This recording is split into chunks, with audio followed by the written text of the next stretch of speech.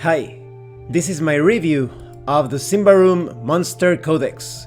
This is the Symbaroum bestiary. Here you will find beasts, both natural and unnatural. You will find beings, both civilized and savage. This is going to be a 3-part review. And in part 3, I am going to reveal how you can win a PDF copy of this Monster Codex. Now, let's talk about the quality of the PDF. When you purchase the Monster Codex, you obtain the book itself, but you also obtain a GM supplement that contains many secrets concerning the creatures in this codex and the many events surrounding them. Everything in the documents is well written and explained.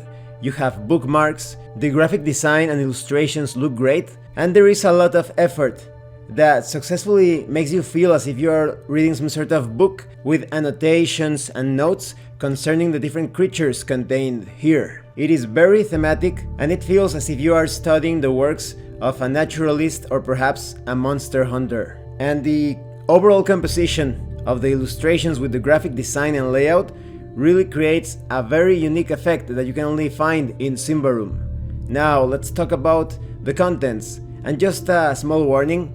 This review is going to contain spoilers. This is going to be information for the game master only. The codex starts with an introduction, presenting an overview of the material.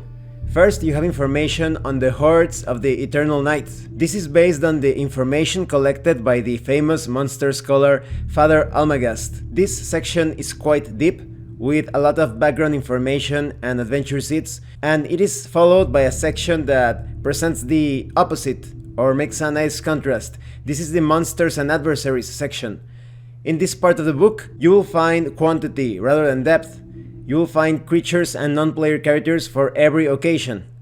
Next, you have section 3, Rules and Guidelines. This is the final section of the Symbaroum's Monster Codex, without counting the GM supplement material that I mentioned earlier. In Rules and Guidelines, you will find information concerning monster categories, traits, even diseases in Symbaroum, the creation of monsters, that is a process to come up with your own creatures, how to balance combat, that is measure things through competence level, and you also have valuable details on how to create an entire chronicle or campaign centered around monster hunting. Now in this part 1 of the review, I am going to focus on the first section, that is the Hordes of the Eternal Night. I'm going to give you some brief information covering each of these creatures. Let's start with the Arax. The predatory Arax comprise the remains of the Spider King's subjects, survivors of the realm that was finally crushed by the early High Chieftains of Karvosti. The Arax still live and are active in the deeper parts of Davokar.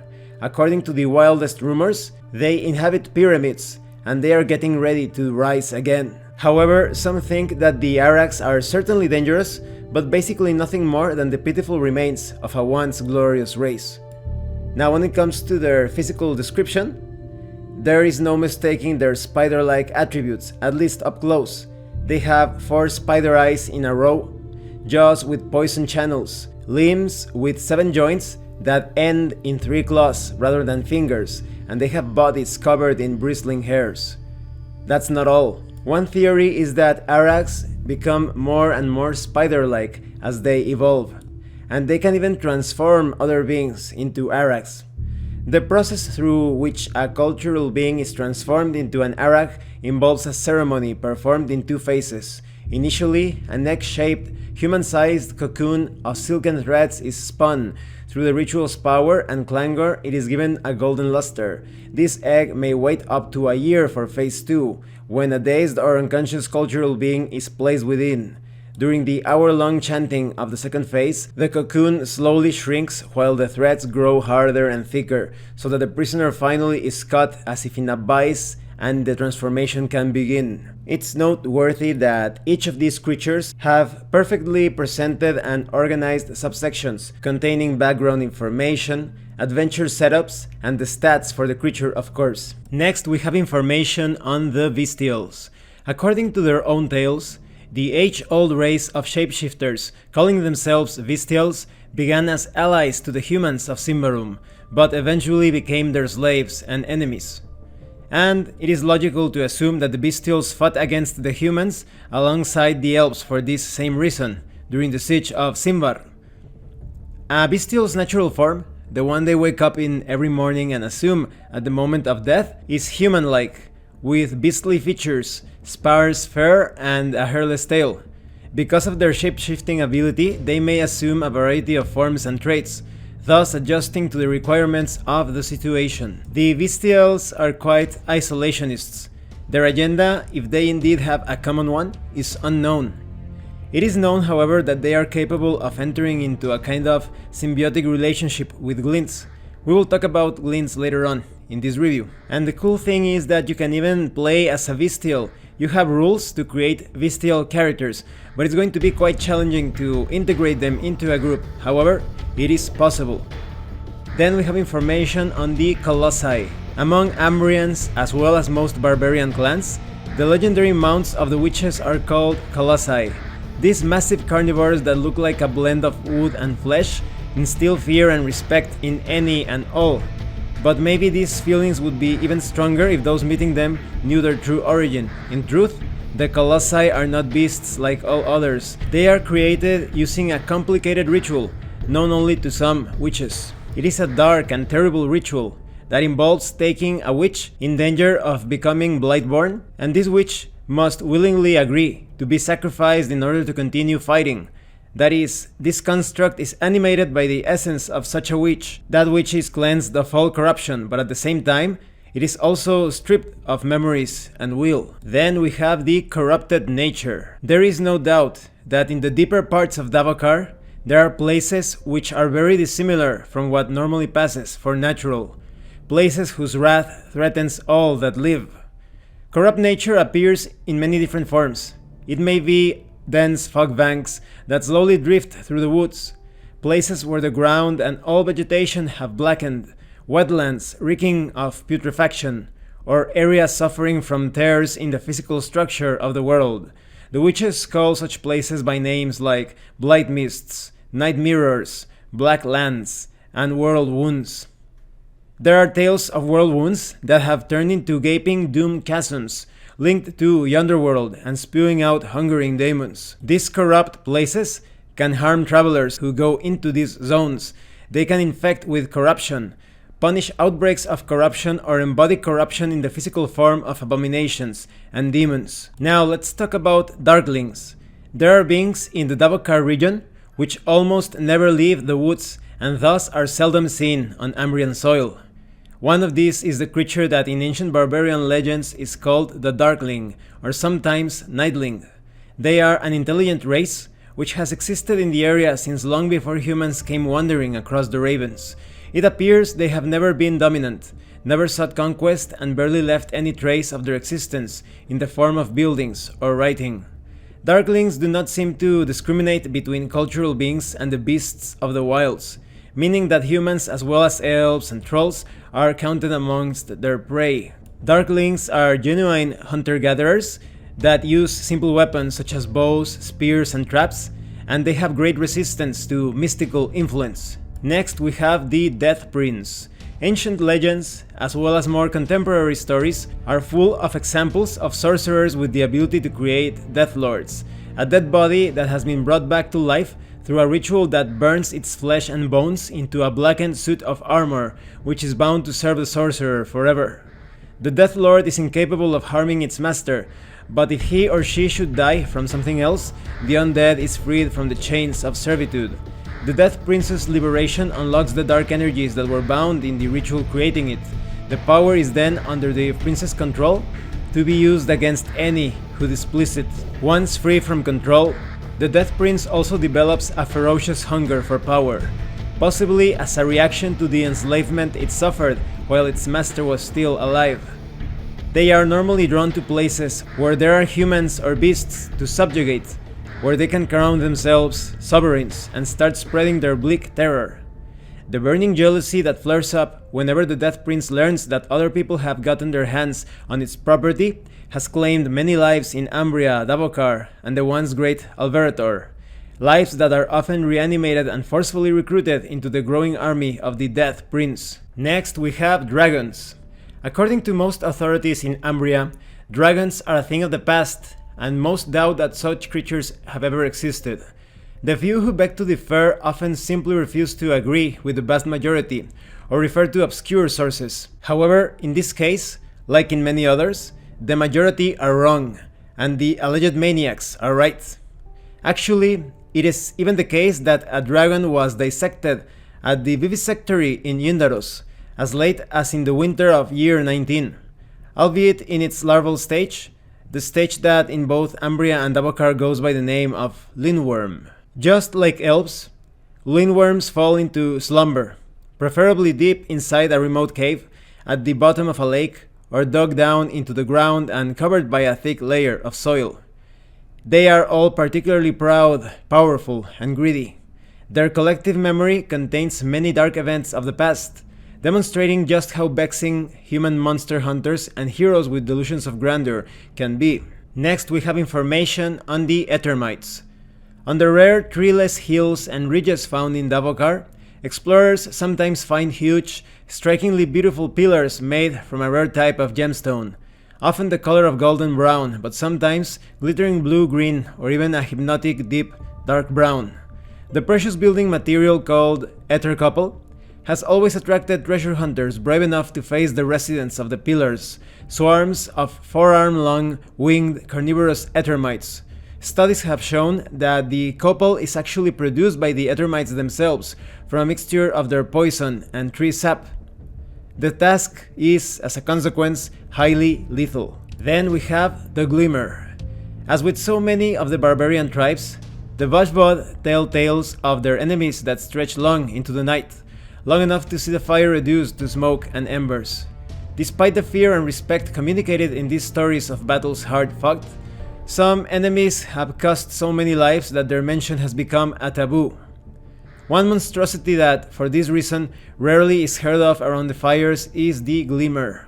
On the battlefield, the gleam of sunlight of some trinket, weapon, or armor might herald something more ominous than the truth of a hard-won battle. The glint of the sun should not move with such purpose. A coruscation of fragmentary light that wheels and flickers with cold purpose. The Glimmer roils and blazes through the air with ease, like the flash of swords without the substance, but with all the malice and vile intent. Whole armies or invasion forces have been massacred by glimmering spirit beings. Maybe glimmers are attracted to combat and bloodshed. Then we have information on the glints. A glint is a tick-like creature, large as a clenched fist and with glowing insides glimpsed between black backplates. Their origin is highly debated, but according to some reports, they seem to be found more frequently in and around corrupted areas. The glint lays in wait until a suitable host comes close. When this happens, it attacks with the aim of getting in through the mouth to lodge itself like a pulsating cyst in the throat. Once in the throat, it sends its control organs through the softer parts of the palate up into the host's brain, to take over the body as a means to satisfy its own ends and hungers. The secretions of the glint contribute to the strength and quickness of the host, but its placement in the throat also hinders the carrier from drinking and eating, leading to death from starvation in 1 to 2 weeks' time. When the host dies, either from starvation or some other cause, the glint leaves the corpse and starts hunting for a new victim. However, before it leaves the corpse, it places a larva in the abdominal cavity of the carcass, a larva that feeds off the rotting flesh and is born as a new glint in about a month. Next, we have details on the Guan. Among the Davokar region's tunneling monstrosities, the Guan is probably responsible for taking the most Umbrian lives. This goes for both the normal-sized Guans, who often team up in large packs to attack colonies and outposts, and the massive slaughterers, which look like their smaller relatives, but fortunately prefer to hunt by themselves. Those that have encountered the Guan live traumatized. They exist with the knowledge that a predator at any time may break through the ground you walk, stand, and sleep on.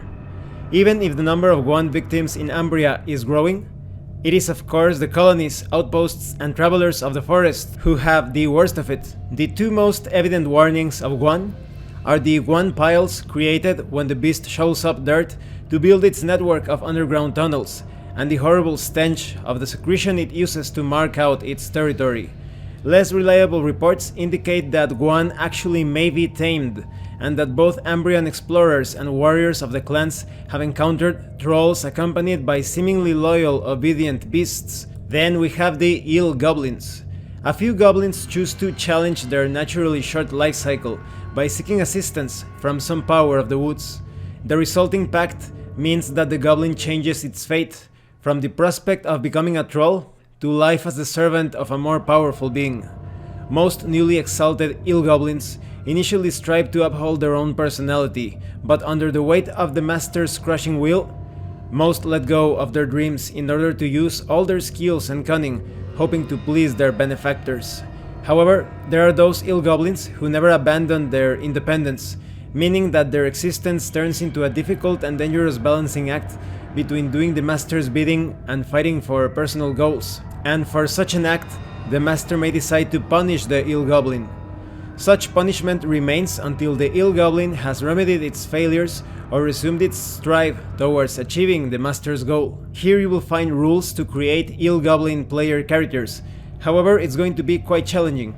You need to make some changes to the standard goblin template, and you need to decide who the master is for this particular goblin, and how you are supposed to please or appease your master. You may form pacts with different powers such as the Arch-Troll, the Lindworm, the Necromage, the Winter Elf, the Shelob.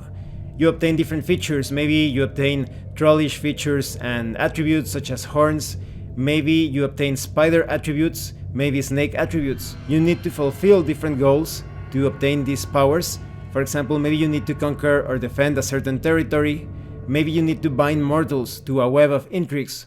Or maybe you need to safeguard a tabooed area from treasure hunters.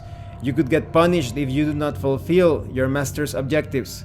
Maybe your mind gets clouded until you change your ways.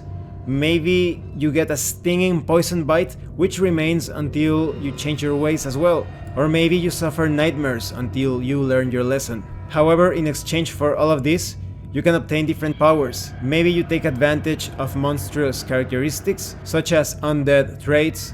Maybe you obtain rituals that could even allow you to bind some monstrous creatures to your service. Next, we have information on the King Toad. Of all the amphibian predators lurking in the streams and ponds of Davokar, the King Toad is probably the most famous. The creature is as devious as it is gluttonous, and if one is to believe the eyewitness accounts circulating among fishermen and sailors, they can grow large enough to swallow smaller vessels. Some scholars maintain that the toad creature develops in stages, just like elves and trolls. The number of king toads decreases with each stage of development, as many of them do not survive the transformation. Younger specimens of these creatures often hunt in groups of 3 to 4 individuals. They usually pull in animals that come to drink or travelers passing by on water vessels. Next, we have the living thorns.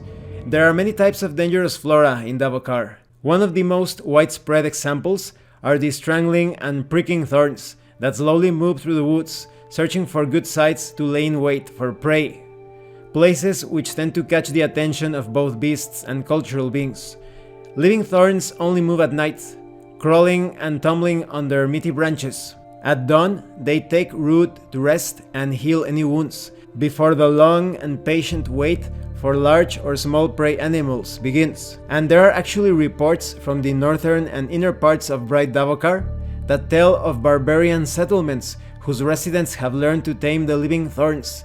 They lure them in with live bait and then continue to feed them, so they in time grow into a living perimeter defense surrounding the palisade or embankment. Next, we have the Managal. The beastly Managal hunts for blight-marked creatures, drinks their blood, and seems to be able to filter the corruption from the blood by adding it to its own life force. According to myths, these remarkable demons were created by the Hex Masters of Symbaroum in a vain and mainly failed attempt to cleanse themselves of darkness. Regardless whether this is true or not, the creature does have the capacity to free its victims from corruption, wholly or partly, but only so long as it does not drink its fill. Once the creature is full, it stops and spends the following turn spewing out a new Managal. These dark spawns are said to be very aggressive, and even worse, the Managal who spews up the dark spawn becomes positively rabid from corruption hunger. Next, we have information on the Marlit. The masterful hunter called Marlit by the clan folk is described as a reptilian beast larger than a man. It moves around in the foliage with a skin that changes color and pattern in a way which makes it very hard to discover. As for hunting grounds, it seems to prefer Davokar's outer regions, but once the prey is downed, it retreats to the wilder and darker parts, where the packs gather to share their daily bounty. It may very well be that the Marlits in the north differ from those further down to the south, and it is said that the further north you go in the forest, the more dangerous it gets, and the greater the reason for sticking together. Then we have the Nefarani. By all indications, the Nefarani are what is left of a warrior guard that was bred in Symbar to combat the increasingly numerous enemies of the Emperor. Since the fall of Symbaroum, they have swept through northern Davokar, where they have been hired by various barbarian chieftains to slay monsters or do battle with other clans. They are constantly seeking someone to serve, but they will not stay with the same master for more than one major battle. In recent decades, the Nefarani have made their way south and fought in battles between barbarians and Ambrians, usually, but not always, on the side of the barbarians. The Nefarani fight the way they speak, silently and somehow collectively. Some scholars even hypothesize that Nefarani is actually the name of a powerful spirit that has possessed an entire army of warriors. Then we have the Nightmare. Nightmares are disembodied ghouls that move between various unwitting hosts in constant search of more corrupted ones. Some scholars believe them to be deceased sorcerers who, having refused or being denied the final rest, continue to pursue their dark desires long after their physical demise. Other sources claim that they are necromages who have lost their bodies yet linger in the world by virtue of their insatiable appetite. The hosts lead normal lives during the day, but at night they are possessed and forced to do the nightmare's bidding. The possessed perceive these nightly activities as increasingly wild dreams. Banishing a nightmare requires that the host is either killed or thoroughly corrupted, or that the individual is exposed, voluntarily or otherwise, to a cleansing exorcism. But the nightmare may, of course, live on its own and target someone else, provided that the new host makes physical contact with the old one. Then we have the Night Swarmers. The embodiment of corruption is how Master Cornelio, chapter master in Thistlehold, describes the Night Swarmers. Father Elfeno, first Thurg in the same town, was as drastic in his judgment when he called them swarms of the eternal night. As single creatures they are not very impressive, barely the height of a human palm and thin as splinters, but they are never encountered alone. According to reports from the forest, they assemble in great numbers at locations oozing with or radiating corruption, often in haunted ruins or on grounds where major battles or momentous events once took place. Master Cornelio based his analysis on these kinds of reports, concluding that the night swarmers can appear, or rather be born, as an effect of massive outbreaks of corrupting energies, and that they may survive thanks to the lingering blackness to spring into action when living beings enter their territory. Then we have the Ravenous Willow, which is a tree-like, blood-sucking creature that, for obvious reasons, is easily overlooked in the woods of Davokar. An analysis of eyewitness accounts indicates that both the size and appearance can vary considerably. This may be linked to the individual's age and nutritional state. They can seem old and sick until they feast on the warm juices of their prey, when crimson leaves suddenly shoot out on their branches and the bark gains a healthy luster. The same accounts state that these woodland creatures always live alone, far away from others of their kind.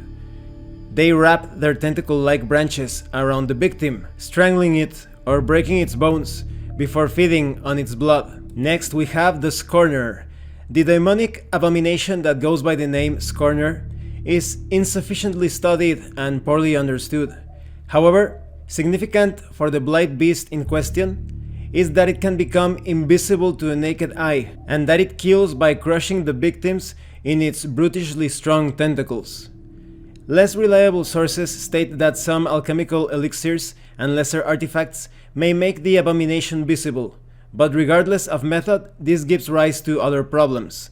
This tentacle-armed monstrosity is supposed to be so unnatural and otherworldly that the sight of it induces a terror that will paralyze or send all but the fiercest blight beast hunters fleeing like frightened children. Judging by songs, tales, and written portrayals, encounters with scorners are nothing new, but they are rare. But maybe this is about to change, as there are also increasing descriptions of tears in the fabric of creation, or porridge-thick blight mists. Then we have the skull-biters, the armored killers known to the staff mages as shield beasts and to the clan folk as skull-biters, probably have their breeding ground somewhere near the castle of the staff-wielding mystics. That is where they usually appear and demonstrate their battle tactics, as simple as they are devastating. Huddle behind their carapace, then roll straight at and through the enemy's defensive line, into the heart of the opposing force. There, they rear up, baring their jaws. A huddled shield beast is not easily wounded, which the staff mages can attest to. One must patiently wait for them to rear up and then strike hard. It seems that the shield beasts cannot be corrupted, but take physical damage from corruption in a way that is reminiscent of dwarves. Some scholars claim that, in reality, they are transmogrified dwarves, while most simply believe that the beasts and the dwarves are children of the same deranged science, that they were bred through similar methods, without being related in any other way. In any event, the fact that they take damage from corruption can be used against them, mainly by seeking out routes above ground that are so corrupted as to be contagious, and therefore harmful to the shield beasts. Then there is the sly river hunter. Many beasts hunt in the murky waters of the rivers, but few of them with such beastly sneakiness as the sly river hunter. With its short belly claws, it holds onto the riverbed, the hull of a boat or the underside of a dock, while letting its long-stemmed eye stalks spy over the surface. It then uses long prehensile claws to pull the prey down into the water, towards its grinding mandibles and a wet death. The river hunter's usual strategy is to lay still on the river or lake bottom, and judging by Ordo Magica's vivisections, it mostly feeds on fish and smaller amphibians, but it is far from unheard of for them to develop a taste for human flesh or for bigger specimens. Then we have the spite. The overgrown insect, which barbarians call the spite, exists solely to procreate. The creature can be found throughout the Davokar region, underground as well as above, and judging by the stories circulating among treasure hunters and explorers, the size of their colonies ranges from a handful of individuals to several hundreds of them. These creatures seek out hibernating or cocoon members of the elder folk, sinking their barbed stings into the back of the victim's neck. The insect then sheds the rear part of its own body, thus leaving its offspring behind to thrive and evolve. Sometimes they are not that selective when it comes to their hosts, or their targets rather. The fact that infected individuals ignore their own infestation as well as that of other people has on 2 occasions led to violent incidents in Umbria. Both were caused by groups of fortune hunters returning from the woods, infested with the venomous larvae of the spite. In a haze of paranoid aggression, these groups assaulted all who tried to help them, and caused great damage before they could be subdued. Then we have details on the troll shadow. From the pupa of a goblin, a raged troll usually emerges. Sometimes an ogre, and in rare cases, 6 so-called troll shadows come crawling out of the shriveled cocoon. Small, twisted, scrawny creatures who, according to legend, rip babies from their cradles, strip hen houses of both legs and birds, and sometimes join forces to attack careless travelers. Even though troll shadows appear to originate from the race of trolls, they have no sense of kinship with them, nor with goblins or ogres. They seem afraid of just about everything, including their own troll cousins, though not of changelings, to whom troll shadows are drawn with great excitement. It is for this reason that they are often accompanied by a changeling who may or may not be delighted by their company. Bothersome as they may be, Troll shadows do have one beneficial and potentially useful ability.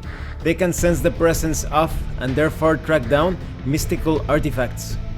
Some stories describe fortune hunters who encountered troll shadows in Davokar and followed them to what turned out to be well-stocked treasure troves of untold riches.